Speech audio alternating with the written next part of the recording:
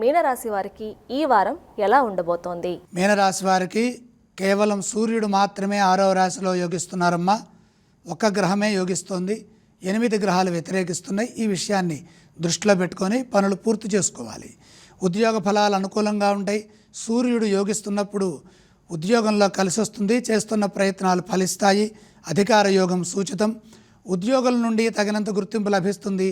నిరుత్సాహం చెందకుండా ధైర్యంగా మిగతా కార్యక్రమాలని పూర్తి చేయాలి. ప్రతి పనిలో గంభీరంగా వ్యవహరించండి. అధిక శాతం గ్రహాలు సహకరించడం లేదు కాబట్టి చెడుగా ఏది ఆలోచించవద్దు. ప్రస్తుత పరిస్థితులను అర్థం చేసుకుంటూ సరైన ప్రణాళికలను సిద్ధం చేయాలి. దానికి తగ్గట్టుగా కృషిని కొనసాగించాలి. ఒంటరిగా పనులు చేయవద్దు. మిత్రులతో కానీ కుటుంబ సభ్యులతో కానీ చర్చించిన తర్వాతే జాగ్రత్తగా పనులు మొదలుపెట్టాలి. లేకపోతే మానసిక విఘ్నాలు పెరుగుతాయి మరియు అధైర్యం ఆవరిస్తుంది. చేస్తున్న పనుల్లో స్పష్టత లోపిస్తుంది. సొంత నిర్ణయాల కంటే సమిష్టి నిర్ణయాలు విజయాన్ని ఇస్తాయి. శ్రమకు తగిన ప్రతిఫలం అందుతుంది. ఆశయం సిద్ధించేంత వరకు ఓర్పుతో శ్రద్ధతో పని చేస్తూనే ఉండాలి. వ్యాపారంలో శ్రద్ధ పెంచండి.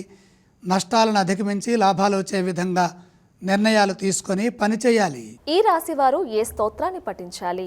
మీనరాశి వారు నవగ్రహ శ్లోకాలు చదువుకోవాలి. మీనరాశి వారు ఏ ఆలయాన్ని సందర్శిస్తే మంచిది? నవగ్రహాల్ని దర్శించండి.